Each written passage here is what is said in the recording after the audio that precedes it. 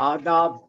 मैं हूं जफर आगा और आप देख रहे हैं कौमी आवाज़ का खुसूसी प्रोग्राम गुफ्तगू। नाजरीन, एक अरसे बाद आपकी खिदमत में फिर से हाजिर हुआ हूँ। और आज 27 मार्च को इस प्रोग्राम को शुरू करने का सबब यह है कि इसी रोज़ 200 साल कबल कलकत्ता से जाम जहानुमा नाम का एक पहला उर्दू का अखबार शुरू हुआ, जिसकी दागवेल हरिहर दत्त और मुंशी सदा सुखलाल ने रखी थी। और तब से आज तक उर्दू सहाफ़त का ये सफ़र जारी व सारी है।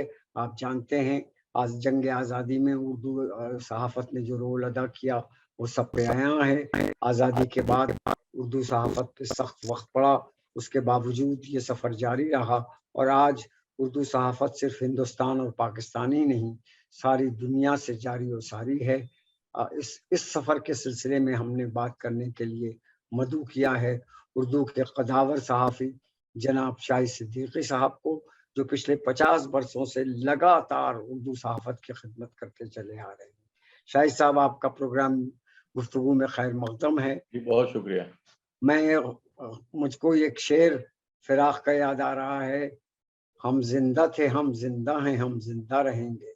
उर्दू सहाफ़त गालिबन इसी तरह से अक्सर उस पे वक्त पड़ा, गिरा कदर कर, मुश्किलें आईं, लेकिन फिर भी सफ़र ये जारी रहा। क्या ख्याल है आपका इस सफ़र के बारे में? बिल्कुल दुरुस्त कहा, फरमाया आपने। उर्दू सहाफ़त जिंदा है, जिंदा थी, जिंदा है और जिंदा रहेगी।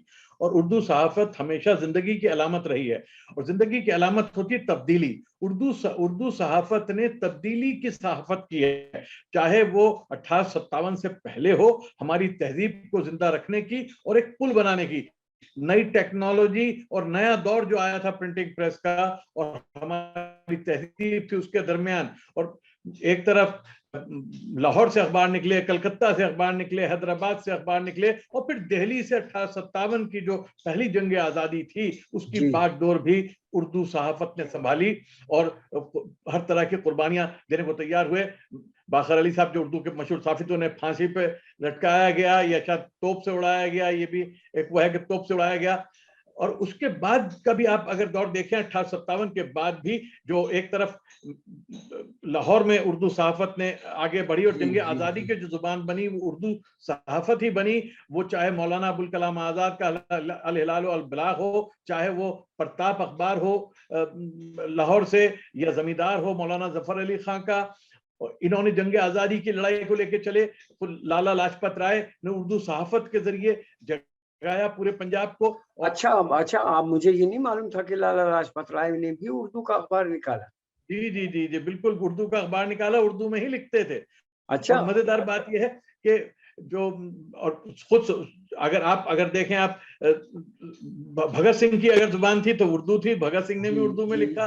और जो नारे लगाए और इनकलाब जिंदाबाद की जो आवाज बुलंद की वो उर्दू में थी, वो चाहे शहीद भगत सिंह हो, चाहे महात्मा गांधी हो, चाहे मौलाना आजाद हो, और चाहे सुभाष चंद्र बोस ने जो अपने 3 नारे दिए थे, मुझे ध्यान में इस वक्त नहीं है, इत्तेहाद, वो 3 नारे थे उनके, वो तीनों उर्दू के थे। तो उर्दू ने ये जंग तो लड़ी, लेकिन बदकिस्मती से यानी आप ये फरमा रहे हैं कि उर्दू सहाफ़त कोई मामूली सफर नहीं किया उर्दू सहाफ़त ने, इसका एक हिंदुस्तान की तारीख बनाने में एक बहुत अहम किरदार, बहुत बड़ा रोल है, बहुत बड़ा रोल है।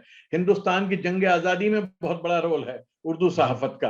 और उर्दू एक चीज लोग नहीं समझते हैं कि अंग्रेजी फैलने से पहले लिंगुआ फ्रैंका, यानी पूरे हिंदुस्तान की जुबान, कश्मीर से लेके कन्याकुमारी तक और आसाम से लेके महाराष्ट्र तक, अगर कोई जुबान हिंदुस्तान को जोड़ती थी तो माफ फरमाएं, वो हिंदी नहीं थी, तमिल नहीं थी, गुजराती नहीं थी, बंगाली नहीं थी, वो उर्दू थी। उर्दू में ही कलकत्ता भी। आपने बिल्कुल बजा फरमाया। मुझे याद पड़ा आपके इसके कहने पर, जवाहरलाल नेहरू का जो वलीमे का मधु का कार्ड था वो अंग्रेजी और उर्दू में था, और उसका पहला जुमला मुझे आज तक याद है। उसमें वो जुमला ये था, बसिलसिले आमदने बहुरानी। ये मोतीलाल की तरफ से जवाहरलाल का उर्दू में दावत वलीमा का कार्ड था। हिंदुस्तान की जुबान उर्दू थी उर्दू किसी मजहब की जुबान नहीं थी, लेकिन बदकिस्मती से जो पार्टीशन हुआ, तकसीम वतन हुई, उसने उर्दू को भी तकसीम किया। लेकिन उसके बाद की जंग मेरी जंग है। देखिए, मेरे वालिद ने 1914 में पहला अखबार निकाला था। अच्छा, 1914 में? जी, 1914 में देवबंद से पहला अखबार जो दारुल देवबंद से शाया हुआ था, वो भी जंग आजादी से जुड़ा हुआ था कि पहली जो हुकूमत कायम हुई थी राजा महेंद्र प्रताप की अफगानिस्तान में, उसके साथ मेरे वालिद जुड़े थे। उसकी हिमायत में ये अखबार निकला था, महाजिर, क्योंकि हिजरत करके यहाँ से गए थे मौलाना उबैदुल्लाह सिंधी और ये तमाम लोग, और मेरे वालिद भी फिर अफगानिस्तान चले गए थे, वहां से जंग आजादी में शिरकत की थी। तो ये जो पूरी जंग थी, इसमें भी उर्दू ने उस वक्त रोल अदा किया। लेकिन सबसे अहम जो रोल है उर्दू का, वो 1947 के बाद है। 47 के बाद जो मायूसी का आलम था, जो ये एहसास था कि ये मैं खास तौर से इस नुक्ते पे आपने जो नुक्ता उठाया बात करना चाहता हूँ कि 47 के बाद उर्दू के साथ उर्दू सहाफत पर क्या बीती और उसको उसने कैसे झेला। जी, ये बहुत ही अहम रोल उर्दू ने अदा किया है, क्योंकि उस वक्त एक मायूसी का आलम था, और खास तौर पे जो एक बड़ी तादाद उर्दू बोलने वालों की मुसलमानों की थी। आज़ादी के बाद बदकिस्मती से पंजाब ने उर्दू को एक तरह से खैरबाद कर दिया, और वो एक फिरके की जुबान बनने लगी। यानी जो पंजाब था, पंजाब लिखता उर्दू था, बोलता पंजाबी था, और मातृभाषा बताता था हिंदी, जिसकी वजह से मसाइल पंजाब के बहुत सारे पैदा हुए। लेकिन उसके बाद जो उर्दू जो मुसलमान थे, उनके अंदर एक मायूसी का आलम था, क़यादत नहीं थी। तमाम जो पढ़ी लिखी क़यादत थी, middle class, educated middle class जो थी, वो एक पाकिस्तान चला गया, पाकिस्तान चली गई। बेआसरा यतीम हो गए थे हिंदुस्तानी मुसलमान। उस यतीम हिंदुस्तानी मुसलमान को अगर सहारा दिया, अगर रास्ता दिखाया, अगर उसे हिंदुस्तान के संविधान से जोड़ा, अगर ये यकीन दिलाया कि हिंदुस्तान में जमहूरियत है, जमहूरियत रहेगी, तुम्हारा पूरा हक है और तुम्हें पूरा हकूक मिलेंगे, तो वो उर्दू के अखबारात थे। चाहे नई दुनिया था, रोजनामा मेरे वालिद का, चाहे अलजमियत था जमीयत उलमा का, चाहे वो हैदराबाद से अपना क्या कहते हैं सियासत था, या कौमी आवाज था कांग्रेस का। इस सिलसिले में अगर मैं ये कहूँ कि जवाहरलाल ने भी बड़ा अहम रोल अदा किया अपने अखबार कौमी आवाज के जरिए, तो गालिबन गलत नहीं होगा। नहीं, बिल्कुल गलत नहीं है। मैं तो इसमें सबका रोल मानता हूं कि तमाम उर्दू अखबारात ने जो सबसे अहम काम था, यहाँ लोगों को यह एहसास था कि शायद हिंदुस्तान में जमहूरियत नहीं पनपेगी, यहाँ पे मुसलमानों को जो है दूसरे नंबर का शहरी बनकर रहना पड़ेगा। लेकिन उर्दू अखबारात ने क़यादत की। उर्दू अखबारात ने सबसे अहम रोल है, सिर्फ सहाफत का नहीं, क़यादत का रोल अदा किया। मुसलमानों बहुत उम्दा जुमला फरमाया आपने। उर्दू सहाफत ने सिर्फ अखबार का नहीं बल्कि क़यादत का भी रोल अदा किया, जो गालिबन आज भी कर रहे हैं। तो उसकी वजह से जेलें काटनी पड़ी। मेरे वालिद कम से कम 60-70 बार जेल गए आजादी के बाद। और मौलाना इसाक इल्मी जो कानपुर से थे, वो कितनी बार जेल गए। उधर कलकत्ते से जो है, जो वहां के अखबारात थे, वो वहां अपनी जद्दोजहद, जो पार्टीशन के बाद जिस तरह से कलकत्ता बटा था, बंगाल बटा था, उसमें एक एहसास कि नहीं, हम यहाँ पे जिएंगे, इज्जत के साथ जिएंगे। और सबसे बड़ा जो उर्दू सहाफत का रोल था, वो ये था कि जमहूरियत के अंदर आवाज बुलंद करना। अगर आवाज उर्दू सहाफी उस वक्त एक तरह का हुकूमत के हज़्ब मुखालिफ का रोल भी अदा कर रहे थे। जो तकलीफें थी, जो परेशानियां थी माइनॉरिटीज को, उसकी आवाज बन के उर्दू अखबारात ने उनमें यह एहसास पैदा किया कि नहीं, डरने की जरूरत नहीं है, बोलो, सच बोलो, हक बोलो, और अपने फंडामेंटल राइट्स, बुनियादी हुकूक की जंग लड़ो। और उसी एहसास ने उनमें एक जमहूरियत का एहसास और अपने वोट की शनाख्त का एहसास, आपने वजह फरमाया कि जमहूरियत बगैर अपोजिशन के और हिज़्ब मुखालिफ के जिंदा नहीं रह सकती। बिल्कुल, किरदार भी उर्दू सहाफत अदा करती है। जी, एक बड़ा रोल था जमहूरियत को जिला देने का और कायम करने का इस मुल्क में, उर्दू सहाफत का। जी। तो ये दो आपने दो दौर बताए। एक 1857 में फांसियों पे चढ़ने का, फिर जंग आजादी के दौरान जेल जाना और क़यादत का काम करना, फिर जंग आजादी के बाद। लेकिन उर्दू सहाफत बड़ी मुश्किलों से भी गुजरी माशी एतबार से। जी, मैं उस पे आ रहा हूँ, क्योंकि मुझसे ज्यादा कोई नहीं जानता उस जी दौर के बारे में।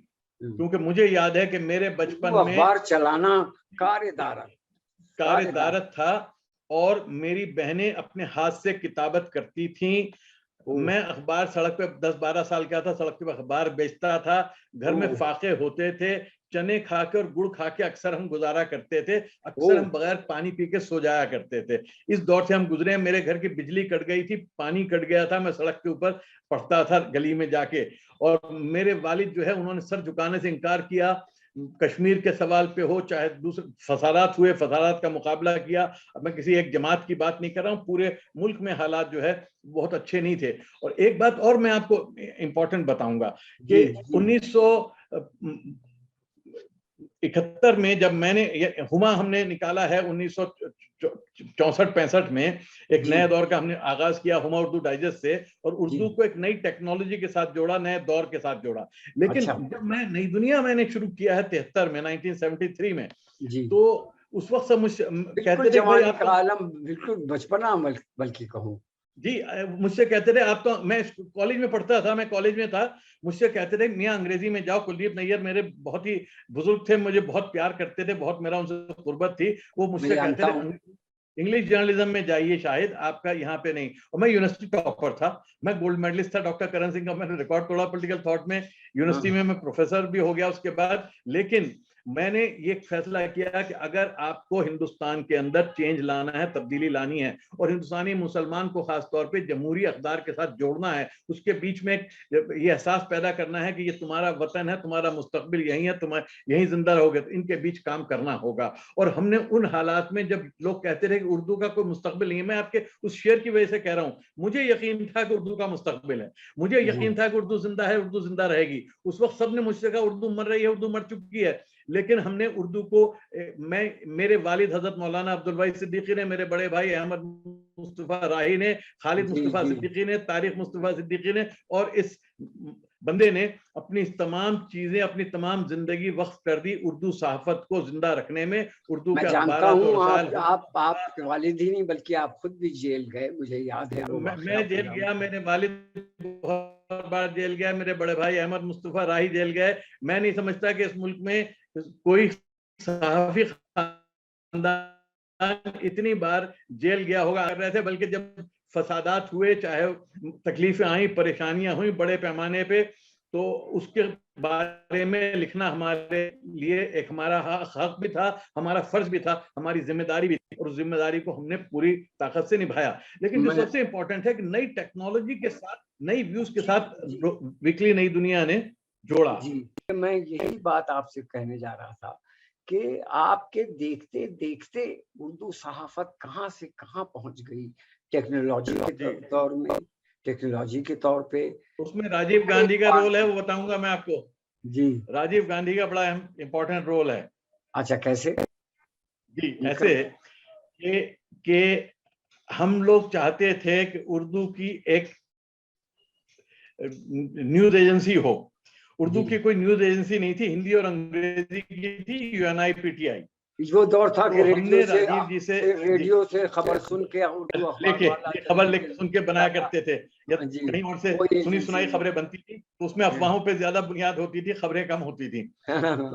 हमने कहा कि पूरे हिंदुस्तान को जोड़ने के लिए, उर्दू सहाफत को जोड़ने के लिए, उर्दू सहाफत का किरदार अदा करने के लिए हमारी एक जो है न्यूज एजेंसी होनी चाहिए। तो राजीव जी उस वक्त, जी, इंदिरा जी के दौर में ये काम शुरू हुआ, IK गुजराल साहब थे इंदिरा जी के दौर में, लेकिन उसको जो सही ताकत मिली वो राजीव जी के जमाने में। मुझे याद है कि मैं राजीव जी से मिलने गया और मैंने कहा कि हमें जो है ये ऐसी एजेंसी मिलनी चाहिए, हमारी वो डेवलप करानी है हमें टेक्नोलॉजी। तो उन्होंने कहा तुम लोग हम जैसे बहुत मॉडर्न समझ रहे थे, जो पाकिस्तान में भी नहीं थी। तो उन्होंने कहा कि तुम लोग पीछे जा रहे हो, अब नई कंप्यूटर टेक्नोलॉजी जो है उसके साथ उर्दू को जोड़िए आप, तो उर्दू को नई जिंदगी मिलेगी। तो मैंने कहा साहब वो हम जोड़ेंगे, लेकिन फिलहाल तो आप हमारा ये काम कीजिए। तो पाकिस्तान से पहले हमने अपना ये सिस्टम डेवलप किया कि जो हमारे पास जो है वो टाइप होकर उर्दू में खबर पहुंच जाती थी। और नतीजा ये हुआ कि उर्दू, ये राजीव गांधी के कहने पे हुआ, और उन्होंने राजीव जी के कहने पे हुआ। लेकिन राजीव जी ने मुझे इंस्पायर किया कि मैं जो है वो उर्दू को कंप्यूटर टेक्नोलॉजी के साथ जोड़ूं पूरी तरह से। तो अच्छा। जब बदकिस्मती के राजीव जी हमारे बीच नहीं रहे, चले गए, मैनिफेस्टो हम लोगों ने मिलकर बनाया था, तमाम चीजें थी, वो एक अलग कहानी है। लेकिन जब हुकूमत बनी, नरसिम्हा राव जी प्रधानमंत्री बने, वो भी उर्दू के बड़े शहदाई थे। और बड़े उर्दू माधवराव सिंधिया जी जो है आलिम, मिनिस्टर जी, एचआरडी के मिनिस्टर थे माधवराव सिंधिया जी। उन्होंने मुझे जिम्मेदारी दी national council for promotion of Urdu language का, मुझे वाइस चेयरमैन बनाया। तो मैंने पहला काम क्या किया कि तमाम किताबत के सेंटर जो हैं उन्हें खत्म करके कंप्यूटर ट्रेनिंग सेंटर खोले। बहुत मुखालफत हुई इस वक्त, लोगों ने कहा कि सब किताबत उर्दू की जान है, किताबत जो है खत्ताती के जरिए उर्दू जिंदा है, आप उर्दू के पेट पे लात मार रहे हैं, आप उर्दू को खत्म कर रहे हैं। मैंने कहा नहीं, जब तक कोई जुबान नई टेक्नोलॉजी के साथ नहीं जुड़ती वो खत्म हो जाती है। दुनिया में जुबान हो या तहजीब हो या मुल्क हो, उसे नई टेक्नोलॉजी के साथ कंधे से कंधा मिला के चलना होता है। और नतीजा ये हुआ कि हमने बावजूद हमारे शायरों, अदीबों और मुफक्किरीन की सख्त मुखालफत के और सख्त, मैंने तमाम के अवार्ड बंद कर दिए, मुशायरे बंद कर दिए, सारा जो पैसा था उसको तकरीबन 130 सेंटर हमने कायम किए उर्दू कंप्यूटर ट्रेनिंग के। Free computers, free training, free teachers, तमाम चीजें फ्री जो है एनसीपीएल की तरफ से दी जाएंगी। जो पैसा हमारा बेकार की किताबें छापने में और मुशायरों पर खर्च होता था वो हमने इधर डाइवर्ट कर दिया। नतीजा ये हुआ कि आज जो उर्दू आप देख रहे हैं, मैं ये समझता हूं कि उर्दू की निशात सानिया है, नहीं, उर्दू दोबारा जिंदा हुई है इस कंप्यूटर टेक्नोलॉजी की वजह से। आज छोटे छोटे शहरों बजा फरमाया। और आज ये आलम है शाहिद साहब कि कोने कोने से वेबसाइट निकल शायद शुरू हो चुकी है उर्दू की। शायद ही कोई मोहल्ला बचा होगा मुस्लिम बस्तियों में जहां से उर्दू वेबसाइट एक न चल रही। ये एक इनकलाब है, ये अपने आप में एक इनकलाब है जो हैरतनाक है कि जिस जुबान के पास पैसा नहीं था, जिस जुबान में छपने वाले अखबारों के लिए एक पैसे के एडवर्टीजमेंट लाना मुश्किल थे, वो आज इस उसमें। आप उर्दू जुबान के हालिया हाल के बारे में आपकी क्या ख्याल है, और आपको क्या लगता है कि ये तरक्की इसी तरह जारी व सारी रहेगी या नहीं? देखिए, दोनों चीजें हुई हैं। ये जो नया दौर आया है इससे उर्दू को नुकसान भी हुआ है, फायदा भी हुआ है। यानी जो कैसे? प्रिंट मीडिया जो है उर्दू का खास तौर पे वो खत्म हुआ है तकरीबन। वो इसलिए खत्म हुआ है कि बाकी जुबानों के पास तो इश्तिहारात हैं, फाइनेंसेस हैं, स्टेट गवर्नमेंट्स की बैकिंग है। उर्दू के पास, हम उर्दू अखबार निकालते रहे अपनी सर्कुलेशन से। मेरे अखबार की 4.5 लाख की सर्कुलेशन थी नई दुनिया की, लेकिन आज जो है उर्दू अखबार हम उसी से वही फाइनेंस करता था। हमारा जो रीडर है वो हमें फाइनेंस करता था, हमें कोई सरकार या कोई बिजनेस इंडस्ट्रियल ग्रुप ऐड से नहीं बल्कि सर्कुलेशन से था जी। तो आज जो है उर्दू अखबार बड़ी तादाद में बंद हो रहे हैं। आज नई दुनिया मेरा बंद हो गया, मैं 50 साल पूरे करने वाला था, अगले साल 50 साल पूरे होने से पहले वीकली नई दुनिया बंद करने पर मजबूर हो गया। मैं कोविड का शिकार हो गया। वो मेरे कई स्टाफ के लोग भी चले गए, और क्योंकि पूरे हिंदुस्तान में जाता था, ट्रेन बंद होने से, हवाई जहाज बंद होने से वो सर्कुलेशन बंद हो गई। तो सड़क पे आज आप देखते हो कि सड़क पे बैठ के हॉकर बेचता नहीं है अखबार, पहले बेचता था, मैगजीन लगते थे लाइन से। तो आज मैगजीन वाले के लिए बड़ा मुश्किल हो गया है। तो उर्दू को सबसे ज्यादा नुकसान हुआ है इससे। लेकिन उर्दू को नई जिंदगी ऐसे मिली है कि आज हर आदमी जो है उर्दू का सहाफी बन गया। घर बैठे वो टाइप करता है, उर्दू में भेजता है, उर्दू में लिखता है, और उर्दू जो बोलने वाला है वो ग्लोबली जुड़ गया है, क्योंकि उर्दू एक जिंदा जुबान है। उर्दू जिंदा जुबान है तो चाहे उसका रस्मुल खत कमजोर हुआ हो, लेकिन उसकी जो लहजा है, उसका जो अंदाज है, उसका जो नशिस्तो बर्खास्त है, उसकी जो गुफ्तगू है, वो अपनी जगह कायम और दायम है जी। वो कायम और दायम, उसकी शरीनी कायम और दायम है, और वो पूरी दुनिया को मशहूर कर रही है, अपने अंदाज से असरअंदाज हो रही है। वो अमेरिका से लेके, ऑस्ट्रेलिया से लेके, जापान से लेके आज उर्दू वाले जुड़ रहे हैं आपस में। तो उर्दू हमारी जिंदा भी है, जिंदा और कायम और दायम भी है। लेकिन कहीं जो प्रिंट मीडिया था वो कमजोर भी हुआ है हिंदुस्तान में खासतौर पे। लेकिन वीडियो और वेबसाइट्स ने एक नया इनकलाब बर्पा कर दिया है। जी, वो किया है इनकलाब बर्पा, लेकिन दिक्कत वही है कि उर्दू की पहचान उसका रस्मुल खत भी है। उर्दू जो है, आपने बजा फरमाया जी, आपने बहुत बजा फरमाया। यानी ये भी एक दौर है उर्दू सहाफत पे, इसमें मुश्किलें भी हैं और नई पॉसिबिलिटीज और इम्कानात भी हैं। बिल्कुल। आप 50 साल उर्दू सहाफ़त में सर्फ करने के बाद आखिरी सवाल मैं आपसे मेरा यही है कि आपका उर्दू सहाफ़ियों के लिए क्या पैगाम है और उर्दू सहाफ़त के बारे में आपकी क्या राय है कि आगे ये सफ़र कैसे जारी रहेगा?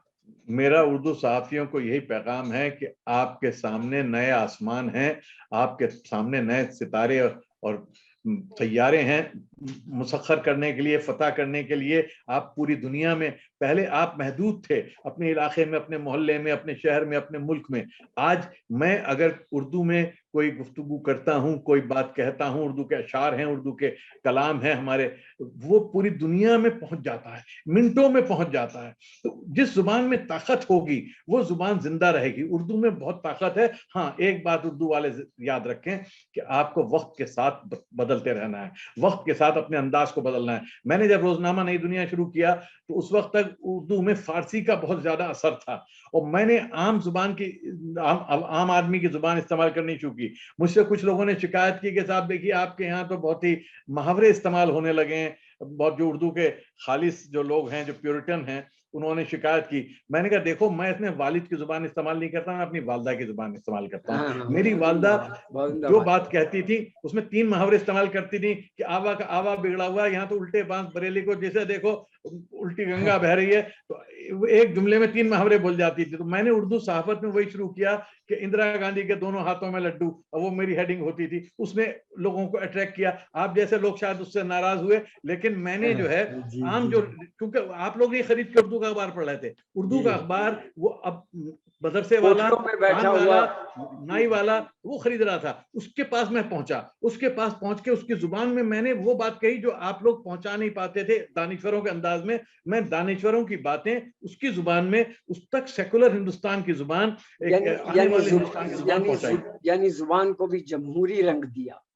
जुबान को अवामी बनना पड़ता है, जुबान को जी, जो जो हमारे शायरों ने किया। आप अगर आमिर खुसरो से शुरू करें, अरे भाई गालिब ने अपने खुतूत में यही किया था जी, गालिब ने अपने खुतूत में वो जुबान इस्तेमाल की जो उस वक्त की आम फहम जुबान थी, वो जुबान नहीं इस्तेमाल की जो वो अपनी शायरी में करते थे। जी, हमसे पहले हर जो इदारिया होता था उसकी शुरुआत जो है हाफिज के या सादी के शेर से हुआ करती थी।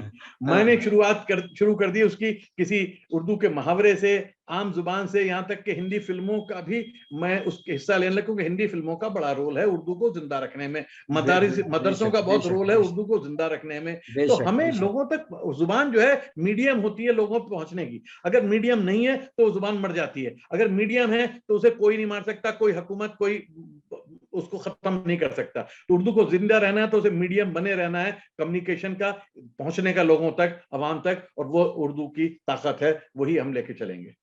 यानी आप बकौल आपके के तब्दीली के साथ साथ ये सफर को जारी रखना होगा। और उर्दू सहाफत, जैसा मैंने अभी एक शेर पढ़ा था कि जिंदा थी हम जिंदा हैं, हम जिंदा थे हम जिंदा रहेंगे, ये सफर जारी रहेगा। मैं कहाँ रुकता हूँ अर्शो फर्श की आवाज से, मुझको जाना है बहुत ऊंचा हदे परवाज से। तो ये हमारी बुलंदी कायम रहेगी। बहुत वजह फरमाया आपने। मैं आपका बहुत शुक्रगुजार हूँ कि आपने इस प्रोग्राम में शिरकत की। हम आपको आइंदा भी जहमत देंगे। बहुत बहुत शुक्रिया। नाज़रीन, ये प्रोग्राम यही खत्म होता है। अगले हफ्ते हम फिर आपके सामने हाजिर होंगे एक नई शख्सियत के साथ। खुदा हाफिज।